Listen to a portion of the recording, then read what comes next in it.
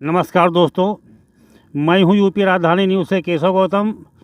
आज मैं मौजूद हूं बाराबंकी जनपद के जिला मुख्यालय गन्ना दफ्तर पर।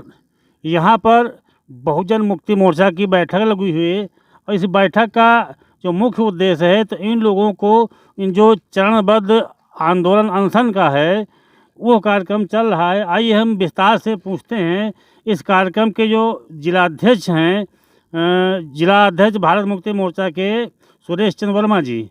सर, हम आपसे जानना चाहते हैं जो आपका ये कार्यक्रम चल रहा है इस संबंध में थोड़ा सा डिटेल से जानकारी देने का कष्ट करें अध्यक्ष जी।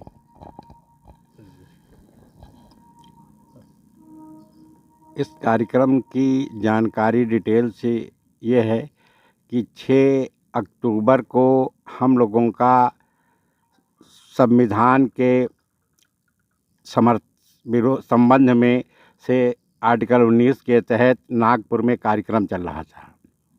वो कार्यक्रम हम लोग आरएसएस के मुख्यालय पर मार्च निकालना चाहते थे।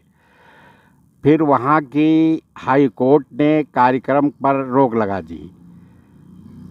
तमाम तरह के पहुँचने के बाद फिर हम लोग चूँकि संविधान के समर्थन में कार्यक्रम कर रहे थे, इसी फेवर में रोक लगा दी गई कि संविधान का हम लोग मानने वाले लोग हैं।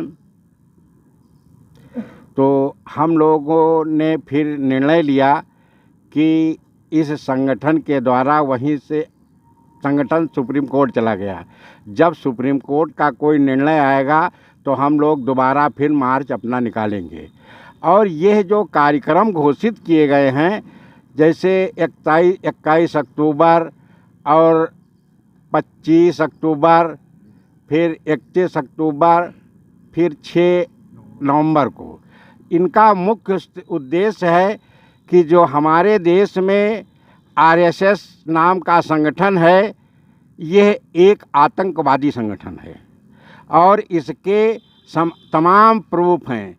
जैसे इसी संगठन के सदस्य साक्षी महाराज ने कहा, उन्होंने खुद अदालत में हलफनामा दिया कि सैकड़ों जगह पर हम लोगों ने बम ब्लास्ट किए। कर्नल पुरोहित, प्रज्ञा ठाकुर जैसे लोगों को अदालत ने सज़ा भी दे दी देशद्रोह के मामले में। यह संगठन के पूर्ण ही महत्वपूर्ण कार्यकर्ता थे और इस देश के तमाम संगठनों पर रोक लगाई जा रही है और उनके ऊपर कोई भी प्रूफ मुख्य रूप से नहीं है। इसलिए आतंकवादी संगठन मानकर भारत मुक्ति मोर्चा, बहुजन क्रांति मोर्चा, बावन मेश्राम साहब के नेतृत्व में पूरे देश में आंदोलन चला रहा है कि ये जो आरएसएस नाम का संगठन है, क्योंकि भविष्य में पहले कांग्रेस के द्वारा जब सरदार पटेल गृह मंत्री थे तो इस पर देशद्रोह के कारण रोक लगाई जा चुकी है और यह देश में समाज को बांटने का, आतंकवाद फैलाने के शासन के पास प्राप्त सबूत हैं। इसलिए इस संगठन को बैन लगाया जाए इस पर, और अगर बैन नहीं लगाया जाता है तो भारत मुक्ति मोर्चा, बावन मेश्राम साहब के नेतृत्व में ये जो 4 चरणों में आंदोलन है, इन आंदोलनों के द्वारा अपना जारी रखेगा। जैसे 21 को हमारा धरना प्रदर्शन था और 25 को आज हम लोग यहाँ पर बैठे हुए हैं, भूख हड़ताल थी, और 31 अक्टूबर को भारत के 663 जिलों में रैली प्रदर्शन किया जाएगा। और फिर हम लोग इस 6 नवंबर को सारे देश में जेल भरो आंदोलन चलाएंगे और 11 लाख लोगों का। तो हम लोग ये एक दिन का जेल भरो आंदोलन नहीं होगा, आंदोलन तब तक ये चलता रहेगा, जेल भरो आंदोलन कि पूरे देश में कि बराबर चलता रहेगा जब तक आरएसएस पर रोक नहीं लगेगी। तो हम लोग इस आंदोलन को चलाते रहेंगे और हर हालत में इस इनको जो है समाज के बीच, फिर हम लोग समाज के बीच में जाएंगे और समाज के बीच के जो जागृत व्यक्ति हैं उनको हम लोग जगाएंगे। फिर जब वो लोग जाग जाएंगे उनको संगठित करेंगे, फिर उनकी शक्ति का निर्माण करेंगे, उनको हम लोग ये बताएंगे कि हमारे देश के अंदर जो ये व्यवस्था फैली हुई है, उस व्यवस्था का इस देश के अंदर हिंदू मुस्लिम तमाम तरह के जो जातीय दंगे हो रहे हैं, इसका मुख्य कारण है आरएसएस संगठन। जब तक सरकार के पास इसके सारे सबूत होते हुए भी इस संगठन पर रोक नहीं लगाई जा रही है, इसलिए जनता को इसके खिलाफ उठ खड़ा होकर सड़क पर आंदोलन करना होगा, तभी हम लोगों की समस्याओं का समाधान होगा और इस देश में अंदर न्याय काम होगा। क्योंकि भारत देश आज़ाद नहीं है। 15 अगस्त 1947 को ये देश जब आज़ाद हुआ तो इस देश की सत्ता अंग्रेज़ों के हाथ से जाकर ब्राह्मणों के हाथ में चली गई। तो इस देश का शासक पर ब्राह्मण है और हम लोगों की वोट जो है वो शून्य कर दी गई है।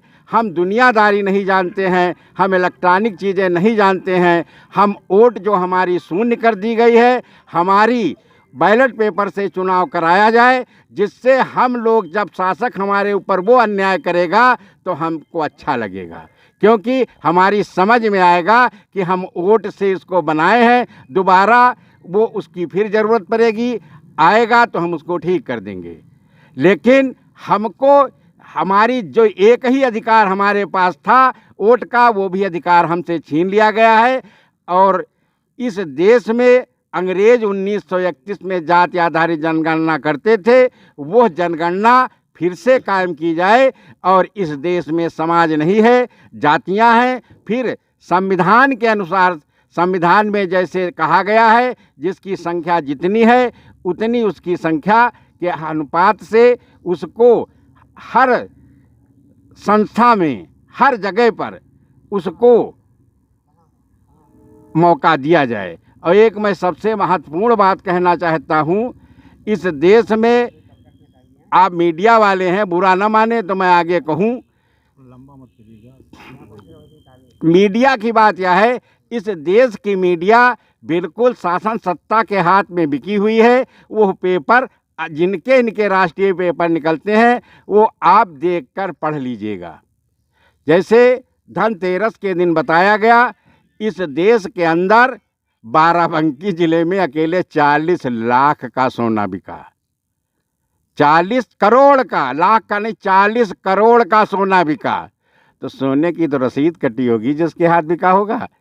तो हम तो अपने गाँव गंवार जब पता लगा इन कोई सोना नहीं खरीदा है।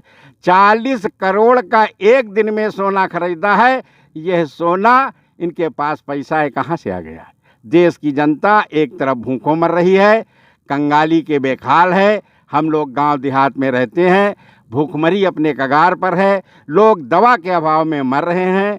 और लंबा न खींचते हुए हम लोग ये आंदोलन घल से मेश्राम साहब के नेतृत्व में निकल चुके हैं। यह आंदोलन हम लोग चलता रहेगा, बराबर चलता रहेगा और इस आंदोलन को हर हालत में सफल होगा। आपने हमारा आज इंटरव्यू लिया, इसके लिए आपको बहुत बहुत धन्यवाद। जय मूल निवासी।